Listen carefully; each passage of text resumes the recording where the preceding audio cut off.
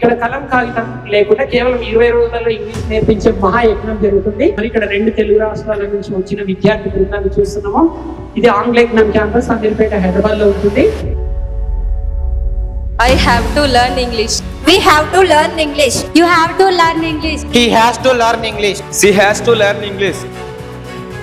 ఏదైనా సరే ఒక పని చేయాల్సి ఉంది అని చెప్పేటప్పుడు హ్యావ్ టు అనే స్ట్రక్చర్ వాడాలి. మా ఫ్రెండ్స్ ఇంగ్లీష్ నేర్చుకోవాల్సి ఉంది, మోడీ ఇంగ్లీష్ నేర్చుకోవాల్సి ఉంది, ఇంగ్లీష్ నేర్చుకోవాల్సి ఉంది. వింటూ అంటూ ఉంటే మీరు ఎక్స్పెక్ట్ చేసినంత నేర్చుకుంటారు ఇంగ్లీష్.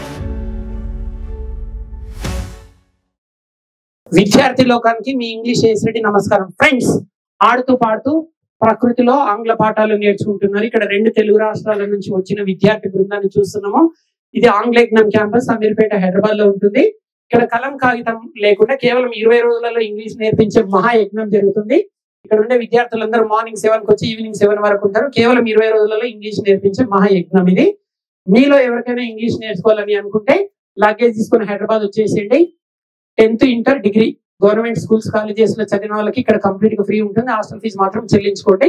ఇంకా ప్రైవేట్ విద్యా సంస్థలలో చదివి కూడా ఆర్థికంగా ఇబ్బందులు ఉంటే మీకు నామినల్ ఫీజు తోటి ఇంగ్లీష్ నేర్పించడానికి కూడా నేను సిద్ధంగా ఉన్నాను. వీళ్ళు ఒకసారి మీకు స్వాగతం పలుకుతున్నారు చప్పట్లతో.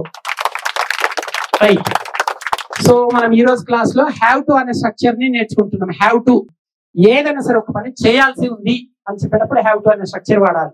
ఫర్ ఎగ్జాంపుల్, నేను ఇంగ్లీష్ నేర్చుకోవాల్సి ఉంది. I have to learn English. సూత్రం చూడండి. First subject plus have to plus V1 plus extra words. పిల్లలు హ్యావ్ టు అనే స్ట్రక్చర్ యొక్క సూత్రం చెప్పండి. Subject plus have to plus V1 plus extra words. ఇప్పుడు వాక్యాలు చూద్దాం. నేను తెలుగులో ఇస్తాను, మీరు ఇంగ్లీష్ లో చెప్పాలి. ఐ అనే సబ్జెక్ట్ ఎక్కడ ఉంది?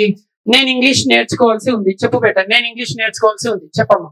I have to learn English. మీరు చెప్పండి. I have to learn English. మేము ఇంగ్లీష్ నేర్చుకోవాల్సింది. మీరు చెప్పండి బేట. We have to learn English. We have to learn English. మీరు చెప్పండి పిల్లలు. యు ఎక్కడ ఉంది సబ్జెక్ట్? మీరు చెప్పండి. మీరు ఇంగ్లీష్ నేర్చుకోవాల్సి ఉంది. You have to learn English. మీరు చెప్పండి.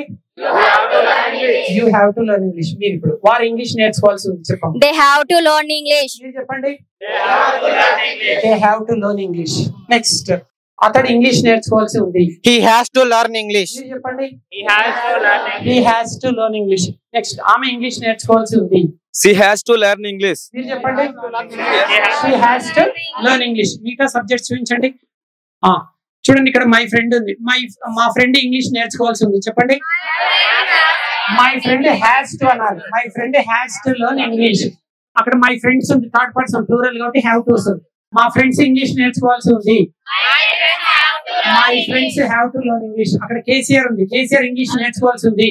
KCR has to learn English. అక్కడ చంద్రబాబు ఉంది. చంద్రబాబు ఇంగ్లీష్ నేర్చుకోవాల్సి ఉంది. Chandrababu has to learn English. అక్కడ మోడీ ఉంది. మోడీ ఇంగ్లీష్ నేర్చుకోవాల్సి ఉంది.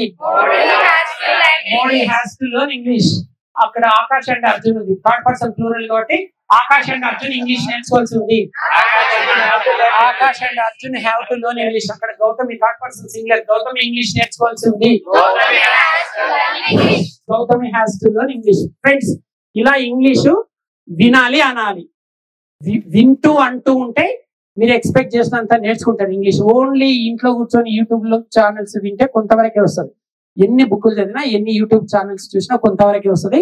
మీరు ఎక్స్పెక్ట్ చేసినంత వరకు నేర్చుకోవాలనుకుంటే మీకు ఆంగ్లేయజ్ఞంకి స్వాగతం తెలియజేస్తున్నాను. ఒకసారి వినండి. ఇంగ్లీష్ వింటే రాదు, వింటే కొంతవరకే, అంటే ఎంతవరకైనా. జై ఆంగ్లేయజ్ఞం, జై ఆంగ్లేయజ్ఞం, జై ఆంగ్లేయజ్ఞం. Thank you very much.